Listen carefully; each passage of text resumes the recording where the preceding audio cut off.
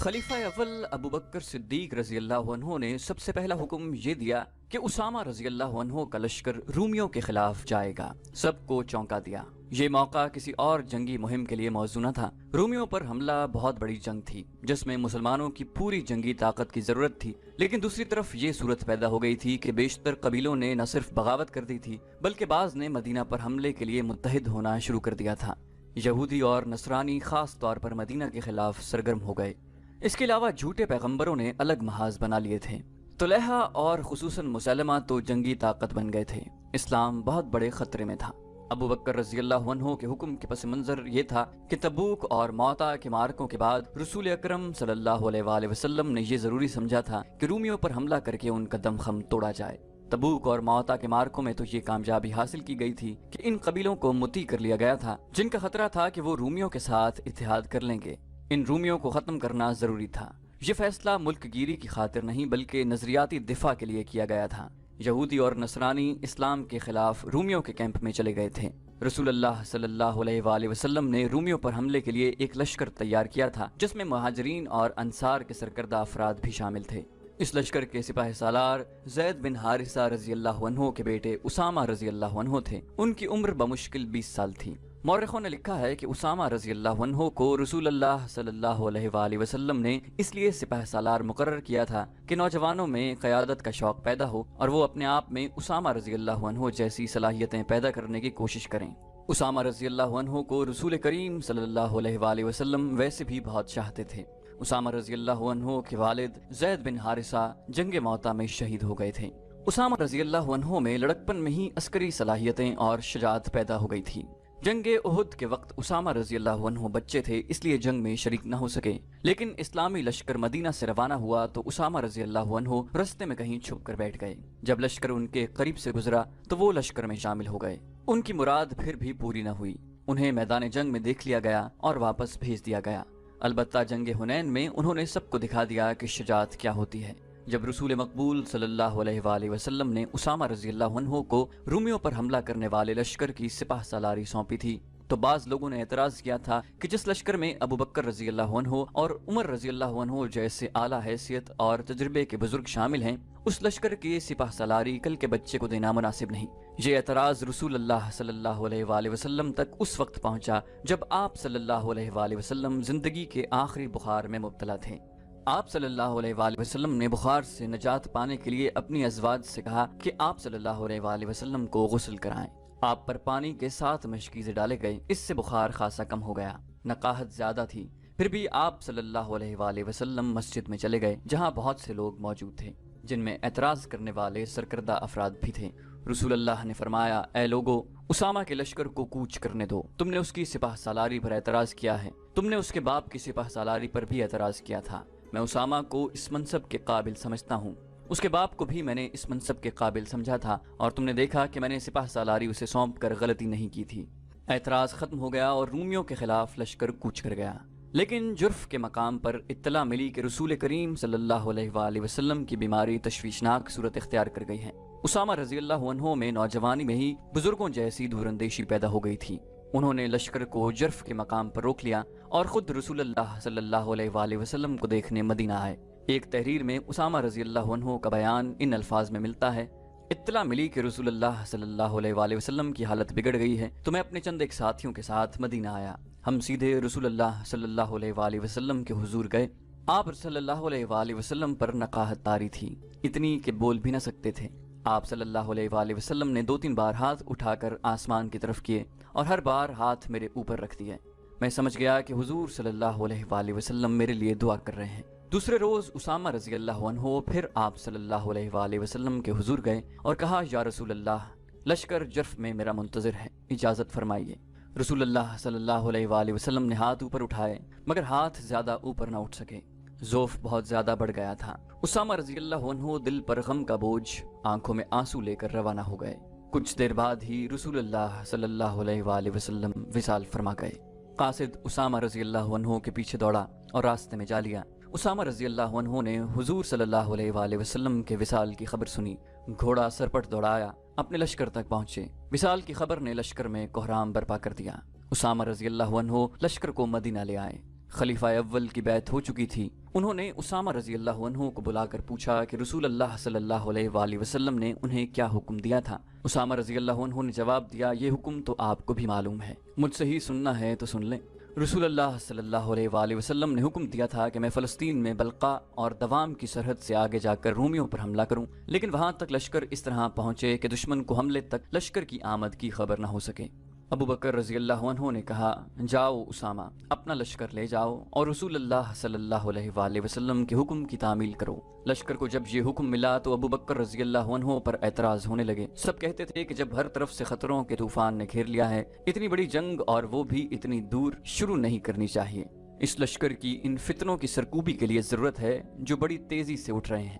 قسم ہے اس اللہ کی جس کے ہاتھ میں میری جان ہے، ابو بکر رضی اللہ عنہ نے کہا، اگر مجھے جنگل کے درندے چیرنے پھاڑنے کے لیے آ جائیں تو بھی میں اسامہ کے لشکر کو نہیں روکوں گا۔ میں اس حکم کی خلاف ورزی کس طرح کر سکتا ہوں جو رسول اللہ صلی اللہ علیہ وآلہ وسلم نے اپنی زندگی میں دیا تھا؟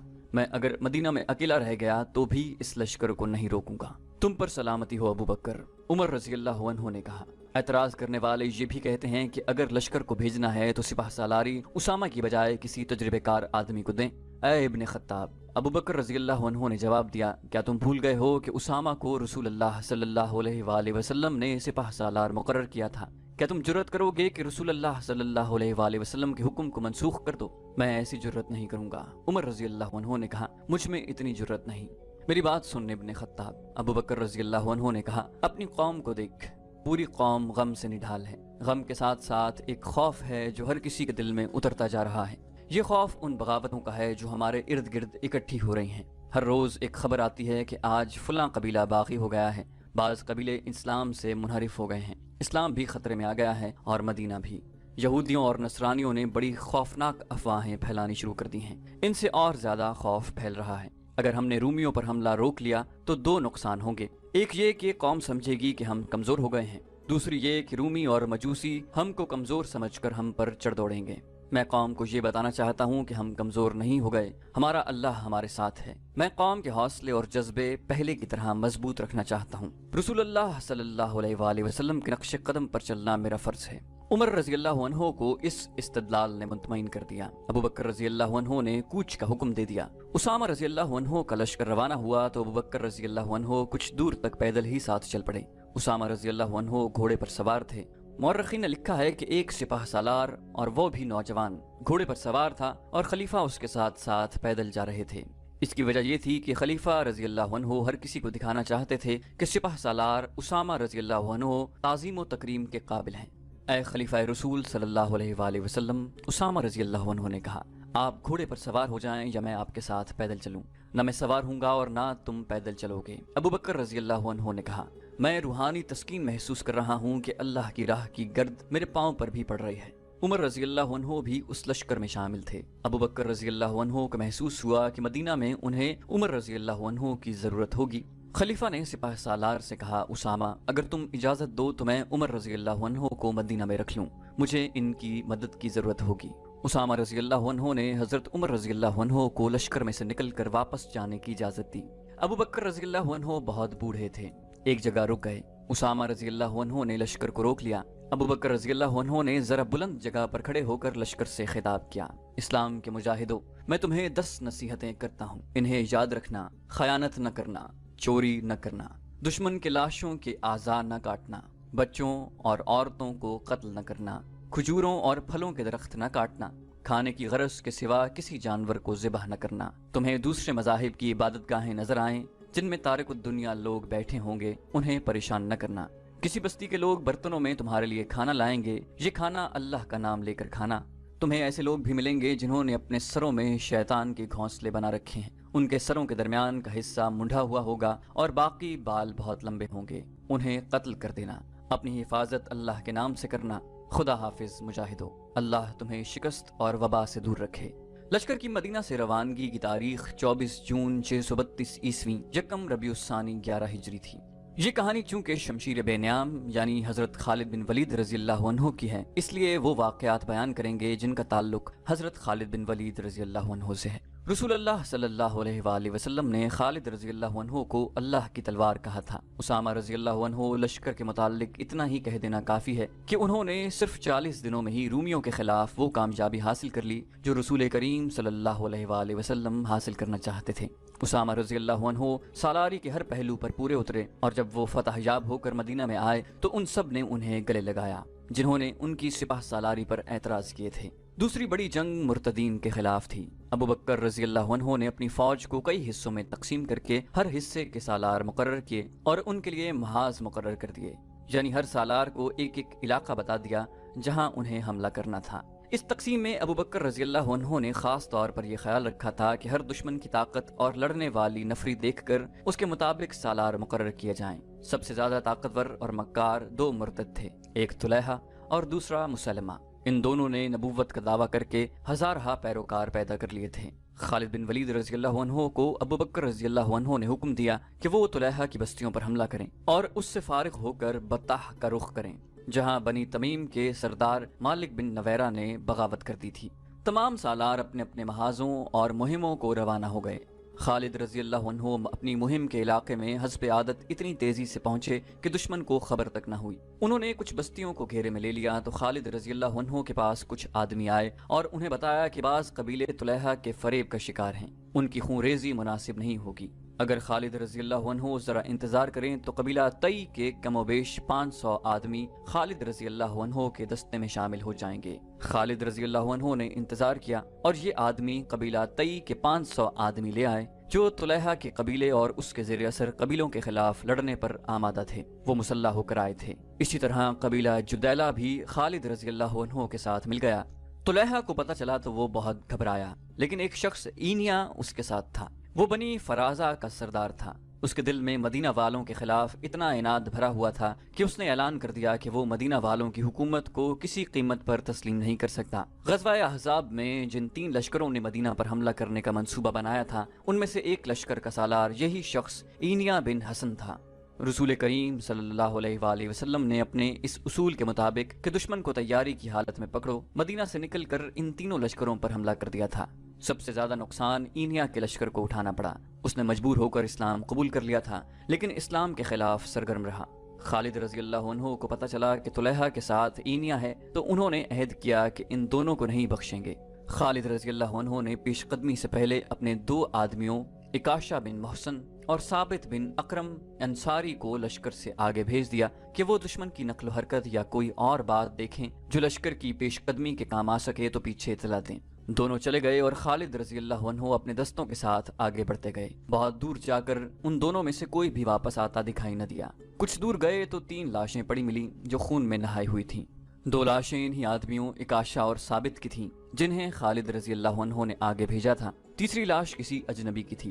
بعد میں جو انکشاف ہوا تبری اور قاموس کے مطابق کہ یہ دونوں آگے جا رہے تھے، راستے میں انہیں ایک شخص ہبال مل گیا۔ ایک مورخ کامل بن اسیر لکھتا ہے کہ ہبال طلحہ کا بھائی تھا لیکن تبری اور قاموس اسے طلحہ کا بھتیجا لکھتے ہیں۔ اکاشا اور ثابت نے اسے للکار کر قتل کر دیا۔ اس کی اطلاع طلحہ کو مل گئی۔ وہ اپنے بھائی سلمہ کو اپنے ساتھ لے کر آ گیا۔ اکاشا اور ثابت ابھی اور آگے جا رہے تھے۔ طلحہ اور سلمہ نے گھات لگائی اور دونوں کو مقابلے کی مہلت دیے بغیر ہی قتل کر دیا۔ خالد رضی اللہ عنہ آگ بگولا ہو گئے اور طلحہ کی بستی پر جا تھمکے۔ اینیا طلحہ کی فوج کی کمان کر رہا تھا اور طلحہ ایک خیمے میں نبی بنا بیٹھا تھا۔ اینیا نے مسلمانوں کا قہر اور غضب دیکھا تو وہ اپنا لشکر چھوڑ کر طلحہ کے پاس گیا۔ وہ طلحہ کو نبی مانتا تھا۔ اے نبی، اینیا نے طلحہ سے پوچھا، مشکل کا وقت آن پڑا ہے، جبریل کوئی وحی لائے ہیں؟ طلحہ نے کہا، ابھی نہیں، تم لڑائی جاری رکھو۔ اینیا دوڑتا گیا اور لڑائی میں شامل ہو گیا۔ مسلمانوں کا قہر اور بڑھ گیا۔ خالد رضی اللہ عنہ کی چالیں جھوٹے نبی کے لشکر کے پاؤں اکھاڑ رہی تھیں۔ اینیا ایک بار پھر طلحہ کے پاس گیا۔ اے نبی، اس نے طلحہ سے پوچھا، کوئی وحی نازل ہوئی؟ طلحہ نے کہا، ابھی نہیں، تم لڑائی جاری رکھو۔ اینیا نے جھنجھلا کر پوچھا، وحی کب نازل ہوگی؟ تم کہا کرتے ہو کہ مشکل کے وقت وحی نازل ہوتی ہے۔ خدا تک میری دعا پہنچ گئی ہے، طلحہ نے کہا، وحی کا انتظار ہے۔ اینیا اپنے لشکر میں چلا گیا مگر اب اس کا لشکر خالد رضی اللہ عنہ کے گھیرے میں آ گیا تھا۔ اینیا گھبراہٹ کے عالم میں ایک بار پھر طلحہ کے پاس گیا اور اسے اپنے لشکر کی کیفیت بتا کر پوچھا کہ وحی نازل ہوئی یا نہیں۔ طلحہ نے جواب دیا، ہاں، وحی نازل ہو چکی ہے۔ کیا؟ یہ کہ طلحہ نے جواب دیا، مسلمان بھی جنگ لڑ رہے ہیں، تم بھی جنگ لڑ رہے ہو، تم اس وقت کو کبھی نہ بھول سکو گے۔ اینیا کو کچھ اور توقع تھی، لیکن طلحہ نے اسے مایوس کر دیا تھا۔ اسے یہ بھی پتا چل گیا کہ طلحہ جھوٹ بول رہا ہے۔ اینیا نے غصے سے کہا، وہ وقت جلد ہی آ رہا ہے جسے تم ساری عمر نہیں بھول سکو گے۔ اینیا دوڑتا باہر گیا اور چلا کر اپنے قبیلے سے کہنے لگا، اے بنو فرازہ، طلحہ کذاب ہے، جھوٹے نبی کے پیچھے جانیں مت گواؤ، بھاگو اپنی جانیں بچاؤ۔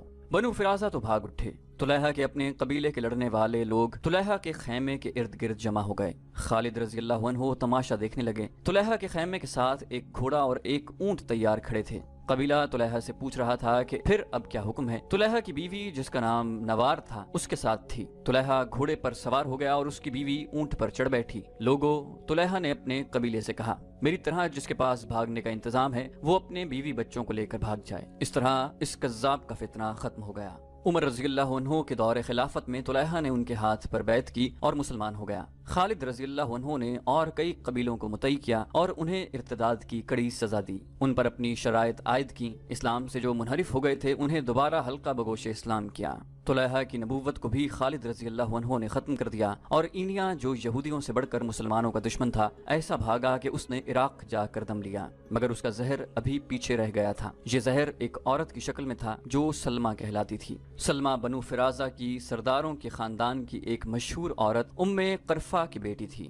رسول کریم صلی اللہ علیہ وآلہ وسلم کی زندگی کا واقعہ ہے کہ زید بن حارثہ رضی اللہ عنہ بنی فرازہ کے علاقے میں جا نکلے۔